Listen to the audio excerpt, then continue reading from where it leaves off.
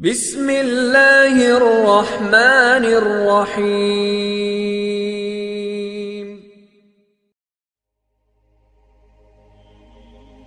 عورت کو مرد کی پسلی سے کیوں پیدا کیا گیا؟ اسلامی تعلیمات میں عورت کی تخلیق اور اس کے مقام کو بہت اہمیت دی گئی ہے۔ قرآن مجید اور احادیث نبوی میں عورت کی پیدائش کی حکمتوں اور اس کی حقیقت پر روشنی ڈالی گئی ہے۔ اس مضمون میں ہم تفصیل کے ساتھ جانیں گے کہ عورت کو مرد کی پسلی سے پیدا کرنے کی کیا وجہ ہے، اس کے پیچھے کیا حکمتیں ہیں، اور اسلام میں عورت کو کس مقام پر فائز کیا گیا ہے۔ عورت کی تخلیق کا قرآن میں ذکر۔ قرآن مجید میں اللہ تعالیٰ نے انسان کی تخلیق کے بارے میں فرمایا، اے لوگوں، اپنے رب سے ڈرو جس نے تمہیں ایک جان سے پیدا کیا اور اسی سے ان کا جوڑا پیدا کیا، اور ان دونوں سے بہت سے مرد اور عورتیں پھیلائیں۔ سورۃ النساء آیت نمبر 1۔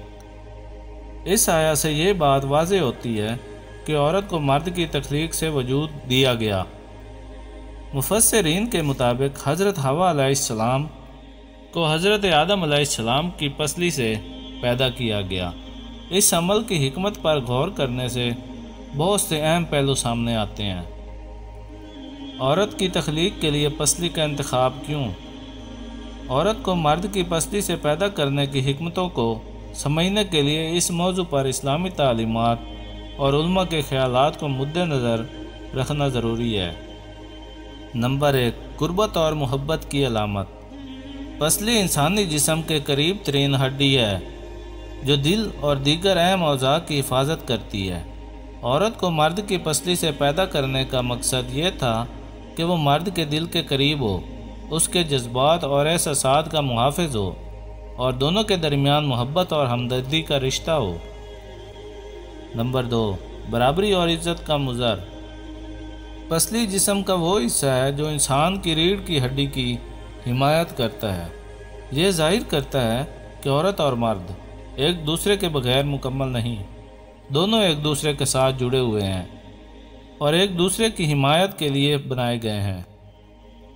نمبر 3، نرمی اور لطافت کی نشانی۔ پسلی ایک حساس اور نرم ہڈی ہے جو یہ ظاہر کرتی ہے کہ عورت کی تخلیق نرمی اور لطافت پر مبنی ہے۔ عورت کو نازک اور محبت کرنے والی فطرت دی گئی ہے تاکہ وہ خاندان اور معاشرے میں سکون اور محبت کا باعث بنے۔ اسلام میں عورت کا مقام۔ اسلام نے عورت کو بلند مقام عطا کیا ہے اور اسے زندگی کے مختلف پہلوؤں میں مرد کے برابر قرار دیا ہے۔ درج ذیل نکات اس بات کو واضح کرتے ہیں۔ نمبر 1، روحانی برابری۔ قرآن مجید میں اللہ تعالیٰ نے مرد اور عورت دونوں کے لیے ایک جیسا مقام رکھا ہے۔ جو نیک عمل کرے، مرد ہو یا عورت، اور وہ ایمان والا ہو تو ہم اسے اچھی زندگی دیں گے۔ سورۃ النحل آیت نمبر 97۔ نمبر 2، تعلیمی حقوق۔ نبی اکرم صلی اللہ علیہ وسلم نے فرمایا، علم حاصل کرنا ہر مسلمان مرد اور عورت پر فرض ہے۔ ابن ماجہ۔ نمبر 3، ماں کے قدموں تلے جنت۔ اسلام نے عورت کو ماں کی حیثیت سے وہ مقام دیا جو کسی اور رشتے کو نہیں دیا گیا۔ نبی صلی اللہ علیہ وسلم نے فرمایا، جنت ماں کے قدموں تلے ہے۔ نسائی۔ نمبر 4، بیوی کی حیثیت۔ نبی صلی اللہ علیہ وسلم نے فرمایا، تم میں سب سے بہتر وہ ہے جو اپنے اہل خانہ کے ساتھ اچھا ہو۔ ترمذی۔ نمبر 5، بیٹی کی حیثیت۔ اسلام نے بیٹی کو باعث رحمت قرار دیا اور اس کی پرورش کو جنت کے حصول کا ذریعہ بتایا۔ نبی صلی اللہ علیہ وسلم نے فرمایا، جس نے 2 بیٹیوں کی پرورش کی وہ میرے ساتھ جنت میں ہوگا۔ مسلم۔ عورت کی پیدائش میں حکمت۔ عورت کو مرد کی پسلی سے پیدا کرنے کی کئی حکمتیں ہیں جنہیں سمجھنا ضروری ہے۔ نمبر 1، مرد اور عورت کے درمیان انحصار۔ عورت کی تخلیق یہ ظاہر کرتی ہے کہ مرد اور عورت ایک دوسرے کے بغیر نامکمل ہیں، دونوں کو ایک دوسرے کی ضرورت ہے اور دونوں مل کر خاندان اور معاشرے کی بنیاد رکھتے ہیں۔ نمبر 2، تکبر کا خاتمہ۔ اگر عورت کو مرد کے برابر کسی دوسری مٹی یا مخلوق سے پیدا کیا جاتا تو ممکن تھا کہ کہ دونوں میں تکبر اور برتری کا جذبہ پیدا ہوتا، لیکن پسلی سے پیدا کرنے کا مطلب یہ تھا کہ دونوں کو یہ سمجھایا جائے کہ وہ ایک ہی نسل سے ہیں اور انہیں ایک دوسرے کا احترام کرنا چاہیے۔ نمبر 3، خاندان کی تشکیل۔ عورت کی تخلیق کا ایک اہم مقصد خاندان کا قیام ہے۔ عورت کو وہ خصوصیات دی گئی ہیں جو خاندان کو محبت اور سکون کا گہوارہ بنا سکیں۔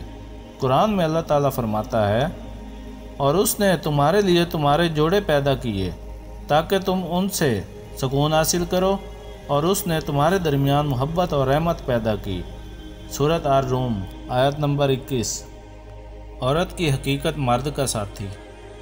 اسلام میں عورت کو مرد کا ساتھی اور اس کی زندگی کا مکمل حصہ قرار دیا گیا ہے۔ حضرت آدم علیہ السلام کے لیے حضرت حوا علیہ السلام کی تخلیق اس بات کی علامت ہے کہ عورت مرد کے لیے سکون اور خوشی کا ذریعہ ہے۔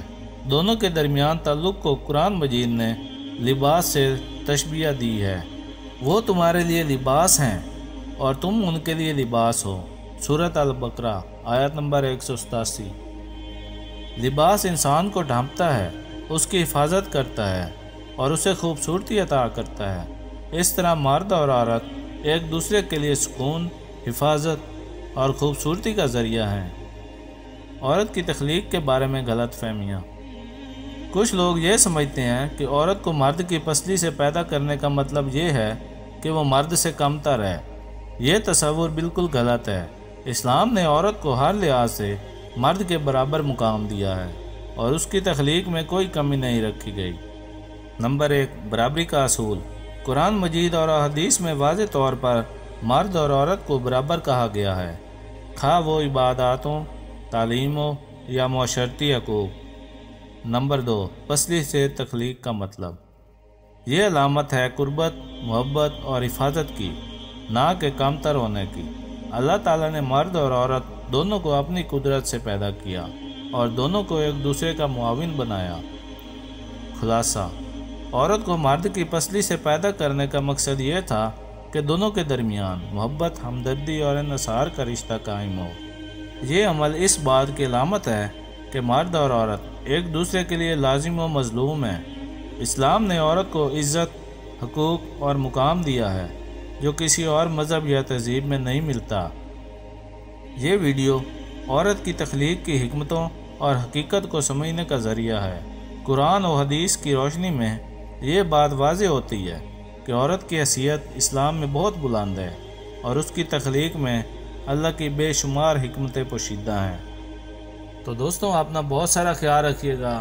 ملتے ہیں اگلی ویڈیو میں، تب تک کے لیے اللہ حافظ۔